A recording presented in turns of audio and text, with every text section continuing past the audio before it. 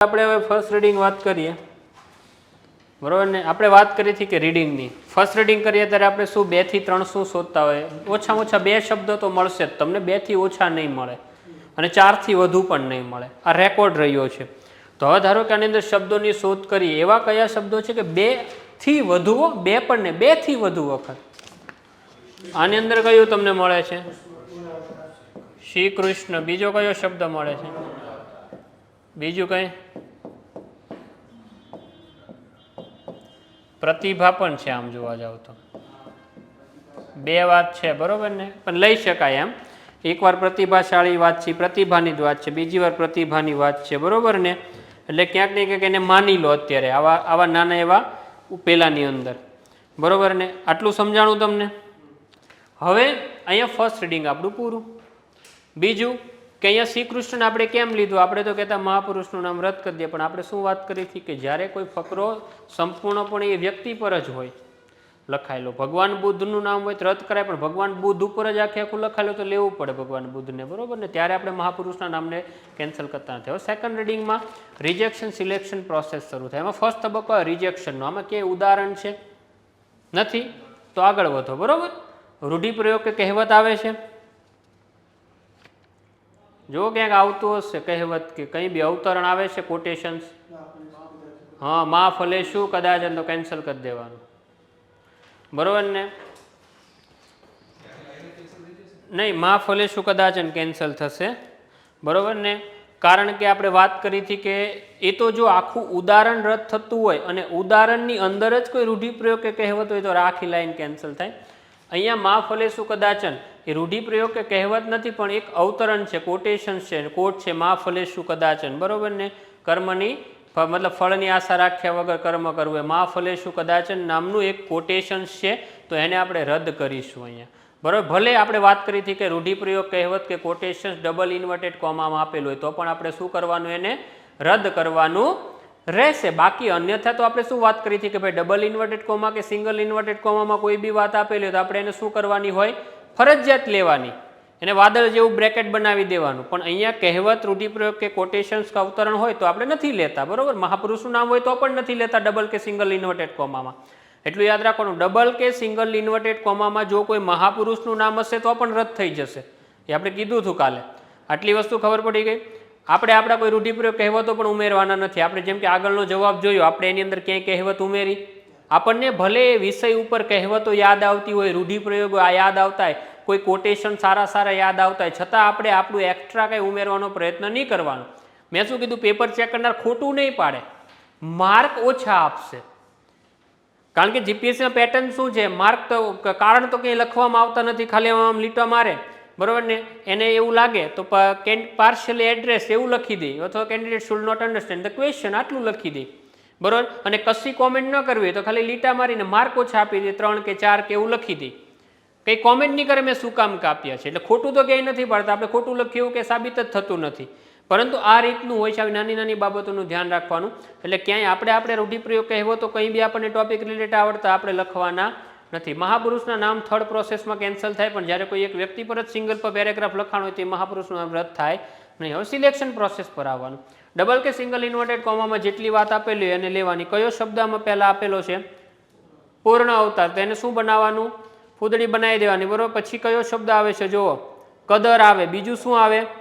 અપેક્ષા આવે. એને પણ બોક્સ બનાવી દેવાનું બરોબર ને. કદર અને અપેક્ષા કે આ શબ્દ તો ફરજિયાત લેવાના. કેમ? લેખક અહીંયા ફરજિયાત પ્રકાશ પાડે છે કે તમે જ્યારે મારી દ્વારા લખવામાં આવેલો એક પ્રથમ પુરુષ તરીકે જ્યારે કોઈ એક વિષય ઉપર મેં મારા વિચારો લખ્યા છે, પણ તમે જ્યારે એક ત્રીજા પુરુષ તરીકે, કારણ કે હું તો એક સાહિત્યકાર, હું એક લેખક છું, મારે લોકો સાથે નહીં, મારે કલા સાથે મતલબ હોય. એને એની વાતને, એના વિચારોને રજૂ કરી દીધા, પણ જ્યારે એક સામાન્ય માણસ સુધી પહોંચાડવાની જવાબદારી તમે લો છો સંક્ષેપીકરણમાં, ત્યારે એમાં રિજેક્શન્સ વસ્તુઓ કરતી વખતે આ વસ્તુ ન ભૂલાઈ જાય. આ એવા શબ્દો છે, એવી બાબત છે કે જે ફરજિયાત તમારે લેવી જ પડશે. મેં કીધેલી બાબત કે વસ્તુઓ માટે ઇમ્પોર્ટન્ટ છે. જેમ કે એને પૂર્ણ અવતારને જો ડબલ ઇન્વર્ટેડ કોમા આપ્યું કે તમે ક્યાંક એવું ન કરો કે લખતા પૂર્ણ અવતારને ભૂલી જાઓ, પૂર્ણ અવતારને ઇમ્પોર્ટન્ટ ન માનો. એટલે એને ડબલ કે સિંગલ ઇન્વર્ટેડ કોમા કીધું કે તમે જવાબ લખો એટલે પૂર્ણ અવતાર શબ્દ આવવો જ જોઈએ. કદર શબ્દ આવવો જ જોઈએ, અપેક્ષા શબ્દ આવવો જ જોઈએ એટલા માટે, બરાબર. ત્યારબાદ અલ્પવિરામ પદ્ધતિથી આવવાનું. અલ્પવિરામ પદ્ધતિથી ક્યાં છે તો તમે જો ગોવાળ સંતાનવાળું, મેં શું કીધું હતું, એકથી વધારે અલ્પવિરામ દ્વારા વાત કરી હોય તો અહીંયા કેટલા અલ્પવિરામ છે? ગોવાળ સંતાન ખાતર ચોર બન્યા અલ્પવિરામ, ગોવર્ધન માટે ઇન્દ્રશત્રુ અલ્પવિરામ, સમષ્ટિ ખાતર રણછોડ બન્યા અલ્પવિરામ, ધર્મયુદ્ધ જીતવા ધર્મ રાજા પાસે અર્ધ સત્ય બોલાવ્યું. યાની કે અહીંયા એક સાથે અનેક કર્મો કર્યા, અનેક ભૂમિકા નિભાવી એની વાત કરે છે. તો આપણે શું વાત કરી હતી કે જ્યારે આવી વસ્તુ આપી હોય તો આપણે પહેલા એને અંડરલાઈન કરી દેવાની કે કેટલી વસ્તુ છે, બાજુમાં લખી દેવાનું 100% કે આનું તો મારે 100% સંક્ષેપીકરણ કરવાનું છે ને કરવાનું જ છે. અને બીજું શું કીધું, આનું કઈ પદ્ધતિથી સંક્ષેપીકરણ કરવાનું? આપણે વાત કરી હતી શબ્દ સમૂહ પદ્ધતિથી. 3 એક્ઝામ્પલ બી આપણે લખાવેલા. હવે શબ્દ સમૂહ નથી આવડતો તો ઘણીવાર બનાવવાનો પ્રયત્ન કરવાનો, બનાવવો તો પડશે, પ્રયત્ન કરવો જ પડે. ધારો કે અહીંયા તમે જુઓ કે ગોવાળ માટે ચોર બન્યા, ગોવર્ધન માટે ઇન્દ્ર શત્રુ બન્યા, સમષ્ટિ એટલે કે દુનિયા માટે, બરોબર ને, ધરતીનું કલ્યાણ થાય, સમષ્ટિનો મતલબ છે ધરતીનું કલ્યાણ થાય એટલે રણછોડ બન્યા. ઘણીવાર રણ મેદાનો છોડ્યા, બળવાન હોવા છતાં, બુદ્ધિશાળી હોવા છતાં, ઈશ્વર હોવા છતાં, યુદ્ધ જીતી શકે એવી સ્થિતિ હોવા છતાં ધરતીના કલ્યાણ માટે રણછોડ બન્યા, બરોબર. જેમ કે મથુરાના લોકોનું કલ્યાણ થાય એટલે મથુરા છોડ્યું, બરોબર. જરાસંઘના આક્રમણોના કારણે વારે 14 વખત જરાસંઘ હરાવી નથી શક્યા, છતાં જરાસંઘ વારે આક્રમણ કરે છે અને મથુરાવાસીઓને તકલીફ પડે છે એટલા માટે મથુરા છોડ્યું, દ્વારકા આવી ગયા, બરોબર ને. યુદ્ધના મેદાનમાં બરોબર ને કર્ણને સમષ્ટિને યુદ્ધ જીતવા માટે, ધર્મની સ્થાપના કરવા માટે કર્ણનું મૃત્યુ થાય આવશ્યક હતું એટલે મેદાન છોડાવે છે અર્જુન પાસે, ત્યાં રણછોડ બને છે, ભાગે છે રથ લઈને. તો ધરતીના કલ્યાણ માટે, લોકોના કલ્યાણ માટે એ રણછોડ બન્યા, બરોબર ને. પછી ધર્મયુદ્ધ જીતવા ધર્મરાજા પાસે અર્ધ સત્ય બોલાવ્યું, બરોબર ને.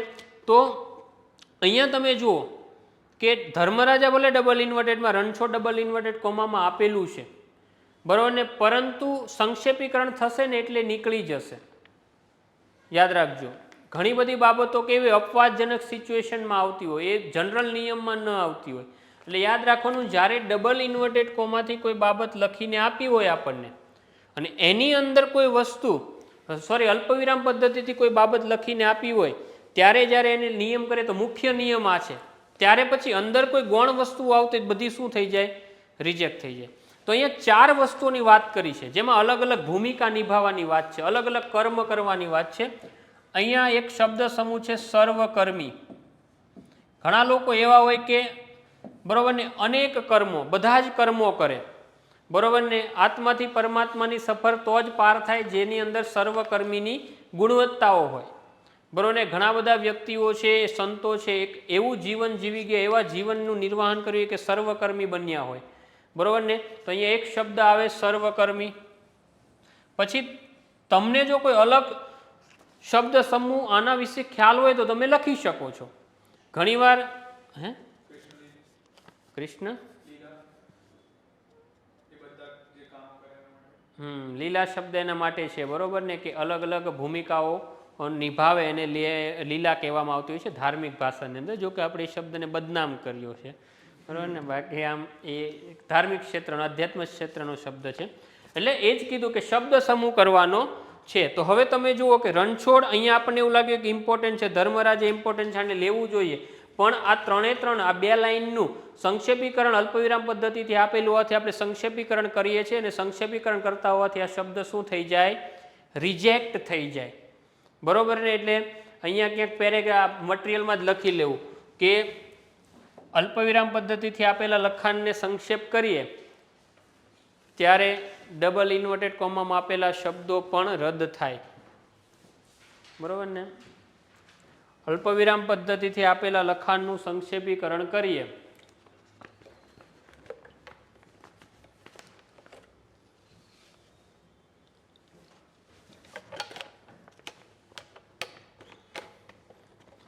ત્યારે ડબલ ઇન્વર્ટેડ કોમામાં આપેલા શબ્દો રૂઢિપ્રયોગ, કહેવત, બધું જ રદ થાય.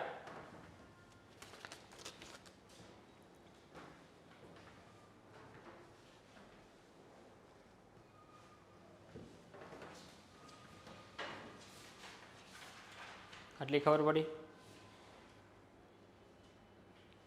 આ બેઝિક વસ્તુ છે. ઘણા બધા નિયમ કેવા અપવાદજનક નિયમો ક્યાંક જ ઇમ્પ્લિમેન્ટ થતા, એટલે હું જનરલ નિયમમાં કન્ફ્યુઝન ન થાય ને વધારે એટલે નથી લખાવતો, પ્રેક્ટિસ દરમિયાન કહેતો હોઉં. બરોબર ને? હવે તમે જુઓ,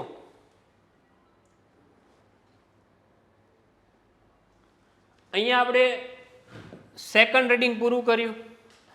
સર્વકર્મી શબ્દ આપણે શબ્દ સમૂહ મૂકી દીધો એ લાઈન માટે. બરોબર, રણછોડ ધર્મરાજે જે શબ્દો નીકળી ગયા. હવે સિલેક્શન રિજેક્શન પ્રોસેસ જતી રહી. જેટલી વસ્તુ રિજેક્ટ કરવાની તે મેં શું કીધું, ત્યાં લીટી મારી દેવાની, એટલે તમને ખબર પડે કે આ વસ્તુ તો આપણે લેવાની થતી જ નથી. બરોબર ને? તો તમે જુઓ કે જે તમે 3 લાઈનને તમે અહીંયા પેલી કરી છે એને બી હવે લીટી મારી દેવાની. હવે એની જરૂર નથી. એના માટે આપણે એક શબ્દ સમૂહ અહીંયા લખી લેવાનો સાઈડમાં, જ્યાં 100% લખ્યું હોય ને ત્યાં લખી લેવાનો સર્વકર્મી અથવા સર્વકર્મી ભૂમિકા. બધા કર્મો કરવાની ભૂમિકા નિભાવે. સર્વકર્મી ભૂમિકા, આવો શબ્દ આપણે એક શબ્દ સમૂહ બનાવી લીધો એનો. બરોબર, હવે ખબર પડી કે શું નીકળી જશે, શું લખવાનું છે. હવે થર્ડ રીડિંગમાં આવવાનું. ઇમ્પોર્ટન્ટ શબ્દ. બરોબર, ધારો કે હું થર્ડ રીડિંગમાં હું વાંચું છું, કૃષ્ણ મનુષ્ય જાતિના ઇતિહાસમાં એકમાત્ર પૂર્ણ અવતાર હતા. આમાં કયો શબ્દ ઇમ્પોર્ટન્ટ કંઈ લાગે છે? પૂર્ણ અવતાર તો આપણે અહીંયા લખી લીધો છે. બરોબર, એટલે હવે એની કાંઈ જરૂર છે નહીં. ધારો કે હું અહીંયા હવે કહું છું મહત્વના શબ્દ,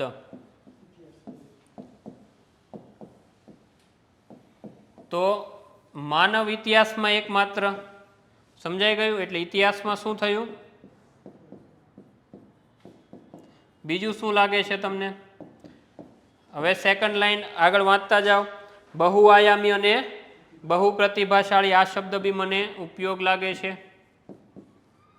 બહુઆયામી અને બહુ પ્રતિભાશાળી.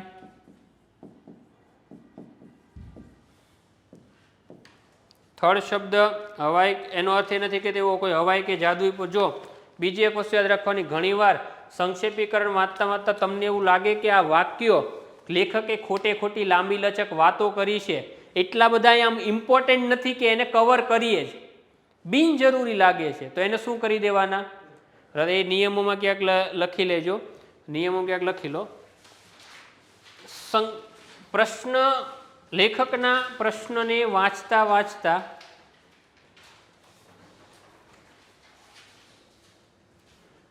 ક્યાંક એવું લાગે કે અમુક બાબતો બિનજરૂરી છે,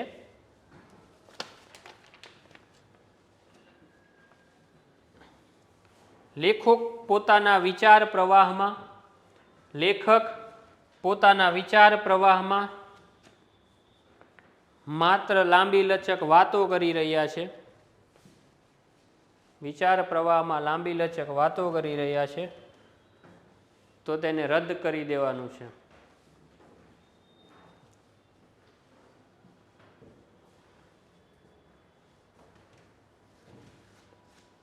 આટલી ખબર પડી? હવે જો અહીંયા એનો અર્થ એ નથી કે તેઓ કોઈ હવાઈ પુરુષ કે જાદુઈ પુરુષ છે, તેથી આ સ્પષ્ટ સમજી લો કે એને ચમત્કારી માનશો તો ખરાબ રીતે ભટકી જશો. આ વસ્તુને બહુ વધારે કાંઈ લેવા દેવા નથી. તમે જ્યારે આખો ફકરો વાંચી લેશો ને ત્યારે તમને ખબર પડશે કે જે વસ્તુ કીધી છે એની સાથે એટલો બધો બહુ પ્રાસ બેસતો નથી. બિનજરૂરી લાંબી લચક વાતો કરી છે. એટલે આમાંથી તમે કોઈ ઇમ્પોર્ટન્ટ કીવર્ડ લેવા માંગો છો તો ઠીક છે, નો પ્રોબ્લેમ. પણ શું છે, મેં શું કીધું, વધુ માર્ક્સ ક્યારે મળશે? જેટલું બને એટલું ઓછું ટૂંકું લખશો, જેટલું ટૂંકાવશો, જેટલું સંક્ષેપ વધુ કરશો ને એટલું વધારે સચોટ જવાબ બનશે, એટલો વધુ ટુ ધ પોઈન્ટ જવાબ બનશે ને સારા માર્ક મળશે. હવે અહીંયા ધારો કે તમે ધારો તો આમાંથી હવાઈ, જાદુઈ પુરુષ ને ચમત્કારીને એવા શબ્દો ઉઠાવી શકો છો, પણ જરૂરી નથી.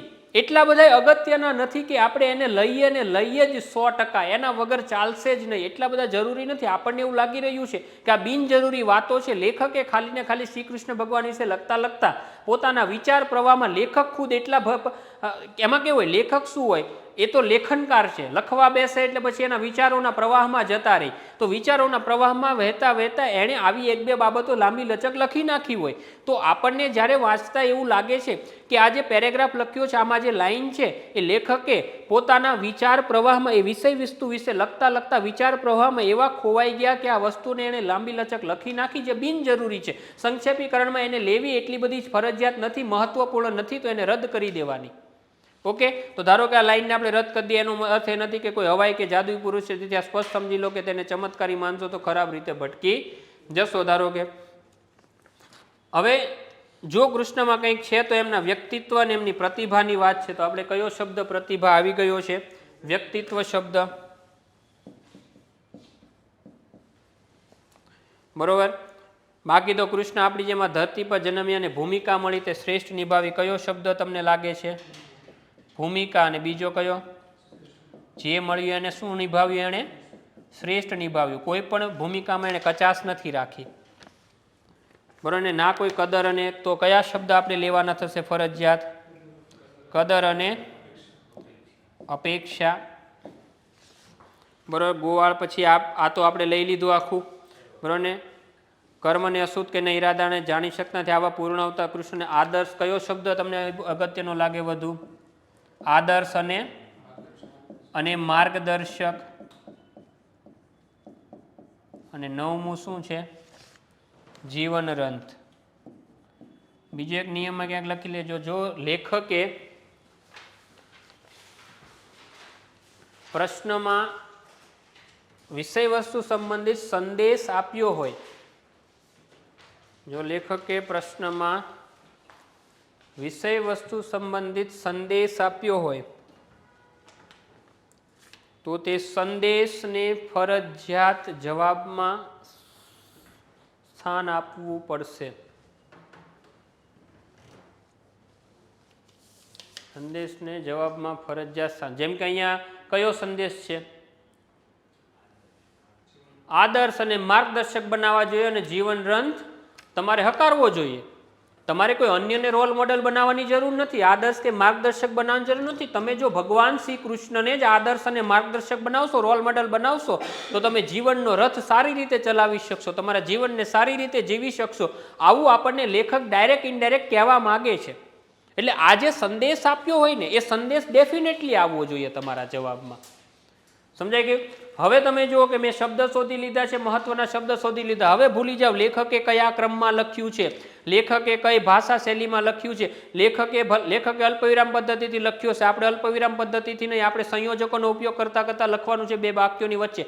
આપણે માત્ર લેખકના શબ્દને ઉપયોગ કરવાના છે, જેથી આપણે મૂળ વિચારથી ભટકી જઈએ નહીં. જે વસ્તુ લેખકે લખી છે એ જ વસ્તુ આપણે લખીને બતાવવાની છે. પણ લેખકે જે લખી છે, લેખકે વિચારોના પ્રવાહમાં ઘણીવાર બિનજરૂરી વસ્તુઓ લખી હોય, બિનજરૂરી બાબતો લખ્યા, બધું કાપી કૂટી નાખતા મૂળ વિચાર જળવાય રીતે આપણે મૂળ વિચારને ટુ ધ પોઈન્ટ અહીંયા રજૂ કરવાનો છે.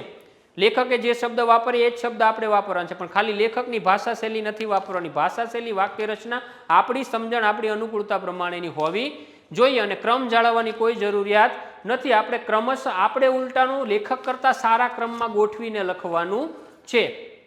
સમજાઈ ગયું? હવે ધારો કે આનો જવાબ લખવાનો થાય, તમે જો જે બિનજરૂરી બાબતો છે બધી નીકળી ગઈ. હવે મારે જવાબ લખવાની શરૂઆત કરવી હોય તો ક્યાંથી? જરૂરી નથી કે પહેલી લાઈનથી જ કરવી, લેખકે આપ્યું છે એ પ્રમાણે જ કરવી એવું કોઈ નથી. ફકરાથી ફકરા જવું, લાઈનથી લાઈન જવું એવો કોઈ નિયમ નથી. ઉલટાનું તમે તમારી રીતે સુવ્યવસ્થિત રીતે ગોઠવણી કરીને લખશો તો લેખક કરતાં તમારું લેખન વધુ સરળ અને સચોટ બનશે, ટુ ધ પોઈન્ટ બનશે, ક્રમશઃ બનશે. બરોબર ને? ધારો કે મારે આની શરૂઆત કરવી હોય તો હું ક્યાંથી કરી શકું?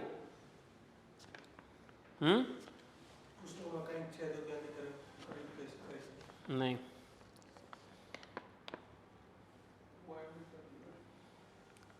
તમે વિચારો, હું તો હમણાં કહીશ જ.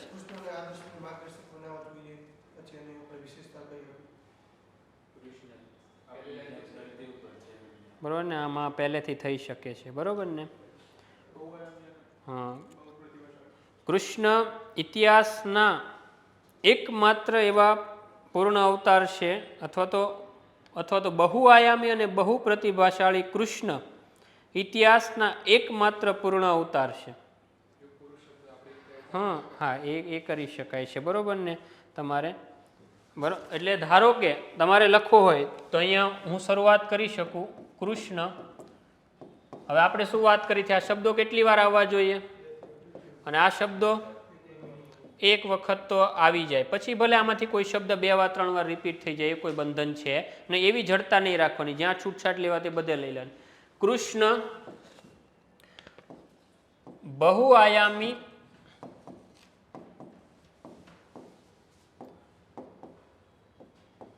અને બહુ પ્રતિભાશાળી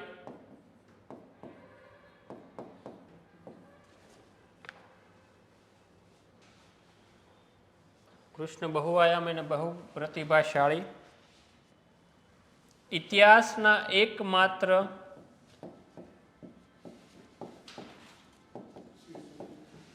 શીર્ષક પછી આપીએ તો તમે જો પૂર્ણ અવતાર શેમાં આપેલું છે આપણને, ડબલ ઇન્વર્ટેડ કહો તો આપણે બી કઈ રીતે લખશું, અને કૃષ્ણ બહુઆયામી અને બહુ પ્રતિભાશાળી ઇતિહાસના એકમાત્ર પૂર્ણ અવતાર, અથવા તો તમે આની જે બરોબર ને યુગ પુરુષ કે કંઈ બી નવા શબ્દો તમને એવા સારા લાગે છે તો 1-2 એડ કરી શકાય, સાવ જડતા રાખવાની જરૂર નથી, બરોબર ને. પૂર્ણ અવતાર છે કેમ કે જો મેં કનેક્ટર મૂક્યું, કેમ કે કૃષ્ણને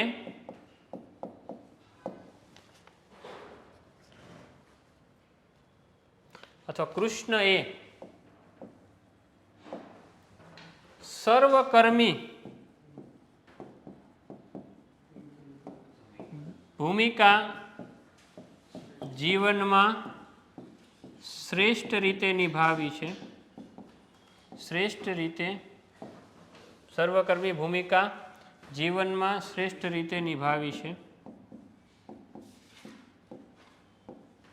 તો તમે જુઓ કે કઈ વસ્તુ આવી ગઈ ઇતિહાસમાં, એકમાત્ર બહુઆયામી અને ભૂમિકા શ્રેષ્ઠ, બરોબર, શ્રેષ્ઠ રીતે નિભાવી છે, અને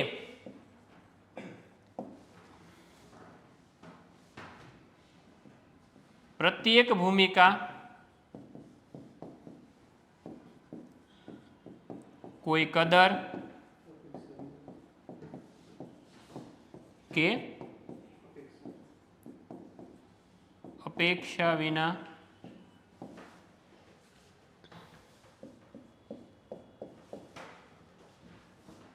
અહીંયા પૂર્ણ અવતાર વ્યક્તિત્વ ઉમેરી શકાય, બરાબર. એટલે વ્યક્તિત્વ અહીંયા શું થઈ જાય, કેન્સલ, વિના નિભાવી છે.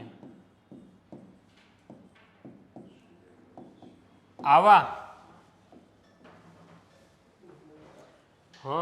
પૂર્ણ અવતાર, એટલે તમે જો સ્માર્ટ વેમાં હું પૂર્ણ અવતારને ફરીવાર શું કરું છું, પૂર્ણ અવતાર શ્રી કૃષ્ણને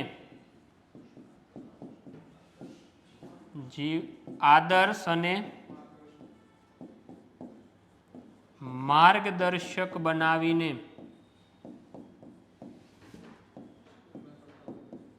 જીવન રથ હંકારવો જોઈએ.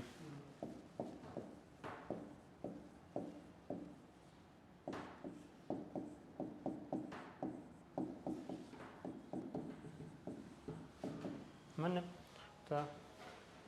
અથવા પૂર્ણ અવતાર અહીંયા તમે યુગ પુરુષ કહી શકો, જેવો તમારે કરવું હોય, બરાબર ને.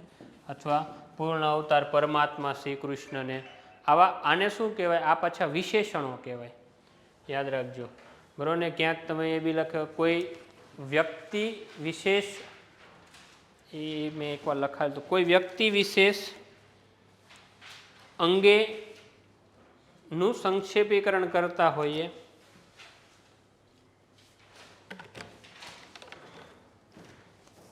ત્યારે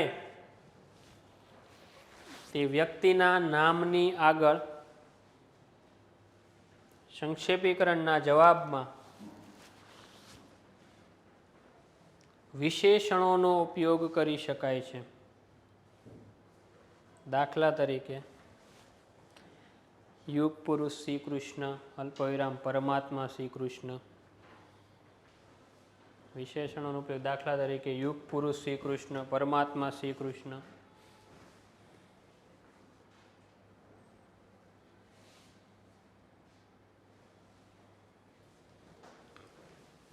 જો કૃષ્ણ શબ્દ, પૂર્ણ અવતાર, પૂર્ણ અવતાર જો ડબલ ઇન્વર્ટેડ કોમા છે તો મેં ડબલ ઇન્વર્ટેડ કોમામાં જ લખ્યું છે. કદર અને અપેક્ષા ડબલ ઇન્વર્ટેડ કોમા છે, જવાબમાં મેં જ જ લખ્યું છે. પછી બીજી વસ્તુ શ્રી કૃષ્ણ, પૂર્ણ અવતાર આવી ગયું, શ્રી કૃષ્ણ, કૃષ્ણ, બરાબર ને, કૃષ્ણ, 3 વસ્તુ આવી ગયું. અહીંયા શબ્દ સમૂહ આવી ગયું. પછી આ શું આવી ગયું? કનેક્ટર જે કદાચ નિભાવી છે આવા, બરાબર ને. ઓકે, એટલે આવી રીતે અહીંયા કનેક્ટરોનો મેં મેક્સિમમ યુઝ કર્યો છે, સંયોજકોનો. અતિ મહત્વના શબ્દ આવી ગયા, મહત્વના શબ્દ આવી ગયા. મેં મારી સમજણ પ્રમાણે, મારી અનુકૂળતા પ્રમાણે મેં એને ક્રમશઃ ગોઠવી દીધું છે. મારી વાક્ય રચના, મારી ભાષા શૈલીમાં ગોઠવી દીધું છે. પણ તમે જો શબ્દ લેખકના છે, મારાય શબ્દ સેમ છે, જેવા લેખકના શબ્દ છે. લેખકે મને ખાલી મૂળ વિચાર જળવાઈ રહે તે ટૂંકું કરવાની જવાબદારી આપી હતી. મેં જો લેખકનો મૂળ વિચાર ભટકે નહીં, એ જ રીતે જે રીતે લેખક કહેવા માગતા હતા એ જ વસ્તુને મેં સરળ બનાવીને કહી દીધી છે, ઓછા શબ્દોમાં, ટુ ધ પોઈન્ટ. એટલા માટે બરાબર, જે વસ્તુ ઉપર લેખક ઇમ્પોર્ટન્ટ કહેતા હતા કે આ શબ્દ ઇમ્પોર્ટન્ટ છે, લેવા જ જોઈએ, એને બી મેં લઈ લીધા છે. જે બિનજરૂરી વસ્તુઓ હતી એ બધી મેં રદ કરી દીધી છે. તો આ વસ્તુ આવી ગઈ, બરાબર ને. તો આનું તમારે ધ્યાન રાખવાનું છે. પહેલાં લખી લો જવાબ. એટલે મહત્વના શબ્દ આવી ગયા. અતિ મહત્વના શબ્દો તમે જુઓ કે 2 થી વધુ વખત હતા, તો મેં પણ 2 કે 2 થી વધુ વખત શું કરી દીધા? જવાબમાં સ્માર્ટ વેમાં રિપીટ કરી દીધા. સંયોજકોનો ઉપયોગ કરી લીધો, શબ્દ સમૂહ વાપરી લીધા.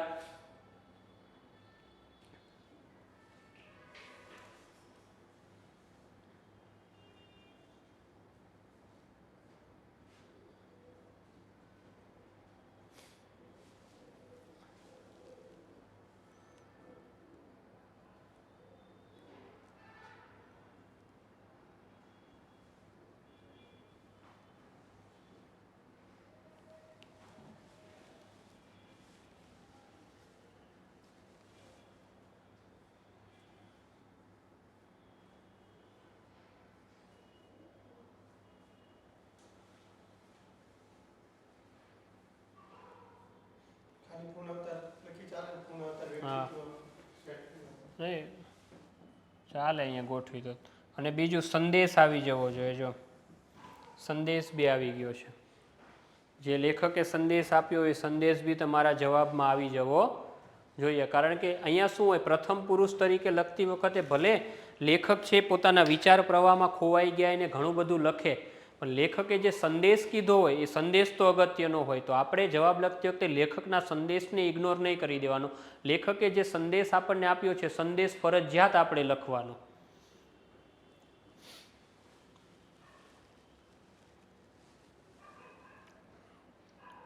તો ઘણા બધા નિયમો કેવા અપવાદજનક હોય, એ પ્રેક્ટિસ દરમિયાન જ ખબર પડે તમને.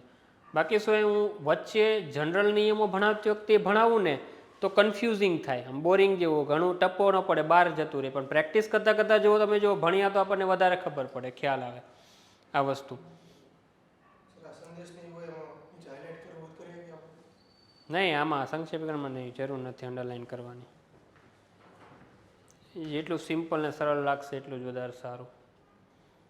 વધારે કન્ફ્યુઝ થવાની જરૂર નથી.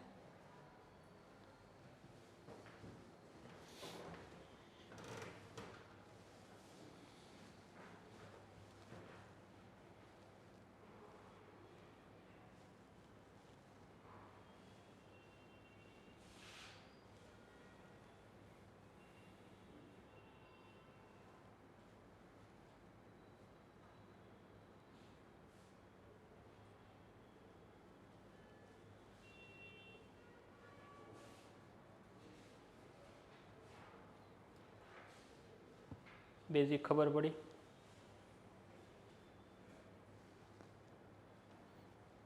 અતિ મહત્વના શબ્દો એકવાર આવી જાય, સંયોજકો આવી જાય, વ્યવસ્થિત તમારે લેખક નહીં પણ આપણા ક્રમમાં આપણે આપણી સમજણ પ્રમાણે લખવાનું. લેખકનો સંદેશ ફરજિયાત આવી જાય, આટલું ધ્યાન રાખવાનું. અલ્પવિરામથી આપણે નથી લખવાનું. લેખકે અલ્પવિરામથી લખ્યું હોય, આપણે શું કરવાનું, એને જેટલું બને એટલું ટૂંકું કરાવી દેવાનો પ્રયત્ન કરવાનો શબ્દ સમૂહનો ઉપયોગ કરીને, બરાબર ને. આને જો ટાઇટલ આપવું હોય ધારો કે, તો આગળની બાજુ કયો શબ્દ આવે? હા, શ્રી કૃષ્ણ. હવે ગૌણ શબ્દ તરીકે આ બે શબ્દો છે, કયા છે? હા, પૂર્ણ બરોબર ને પ્રતિભા અવતાર બી કહેવાય. ધારો કે હું ગૌણ શબ્દોની મદદથી લખું તો પૂર્ણ પ્રતિભા અવતાર બી લખાય. બે શબ્દોને મિશ્ર કર્યા, બીજું કંઈ નથી. બરોબર. બીજી એક રીતે મારે લખવું હોય, ધારો કે તો નહીં, ધારો કે શ્રી કૃષ્ણ આગળ મુખ્ય શબ્દ લખું, હા, તો મારે સંદેશ પેટર્નથી લખવું છે, તો હું શું લખી શકું? આદર્શ અને માર્ગદર્શક શ્રી કૃષ્ણ, અથવા તો આગળ હું જીવન શબ્દ ઉમેરું, જીવનના આદર્શ અને માર્ગદર્શક. હા, ધારો કે સંદેશ પેટર્નથી બનાવ્યો તો આપણો સંદેશ શું હતો ફકરાનો? શ્રી કૃષ્ણ ભગવાનને શું બનાવવા જોઈએ? આદર્શ અને માર્ગદર્શક. ક્યાં બનાવવા જોઈએ? તો જીવનમાં. તો જીવનના આદર્શ અને માર્ગદર્શક. હજી એક રીતે મારે બનાવવું છે ત્રીજી પેટર્નથી, તો આગળ ગુરુ વિરામની આગળ મુખ્ય શબ્દ આવે, પાછળ કયો શબ્દ આવે? ડબલ ઇન્વર્ટેડ કોમામાં આપેલો શબ્દ. અહીંયા ડબલ ઇન્વર્ટેડ કોમામાં કયા કયા શબ્દ આપેલા છે ફકરામાં? પહેલા એ જુઓ. પૂર્ણ અવતાર. બીજા કયા? કદર. પછી અપેક્ષા. તો શું આમાંથી કયો ડબલ ઇન્વર્ટેડ કોમામાં આપેલો શબ્દ વધુ રેલેવન્ટ શૂટ થશે ટાઇટલમાં? ત્રણમાંથી તમને કયો લાગે? તો એનો ઉપયોગ કરી શકાય. તો અહીંયા ખાલી પૂર્ણ અવતાર લખી શકાય, શ્રી કૃષ્ણ પૂર્ણ અવતાર. સમજાઈ ગયું? તો કેમ હવે અહીંયા તમે ટાઇટલ જુઓ, શ્રી કૃષ્ણ પૂર્ણ અવતાર, તો અહીંયા નીચે સાબિત કર્યું કેમ પૂર્ણ અવતાર. સમજાઈ ગયું ને? ઓકે. તો આ ત્રણ પેટર્નથી બનાવ્યું. મુખ્ય શબ્દ અને ગૌણ શબ્દની મદદથી, મુખ્ય શબ્દ અને સંદેશ પદ્ધતિથી, મુખ્ય શબ્દ અને ડબલ ઇન્વર્ટેડ કોમામાં આપેલા શબ્દોમાં જે ઉપયોગી શબ્દો હોય એ પદ્ધતિથી.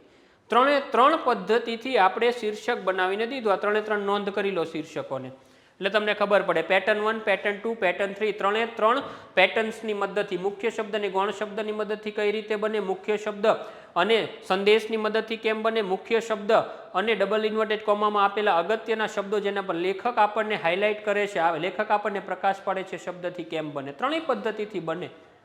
એ કૌશલ્ય પ્રેક્ટિસથી વિકસિત થશે. ઓકે.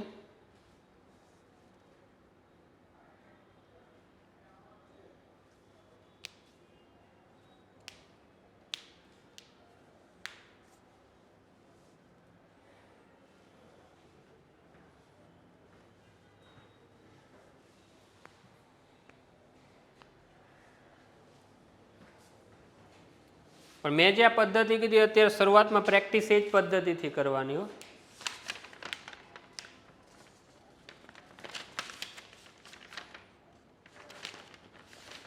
નેક્સ્ટ લેક્ચરમાં હું તમને થોડાક અત્યારે આપણે તમને શરૂઆતમાં 3 આપેલા હતા.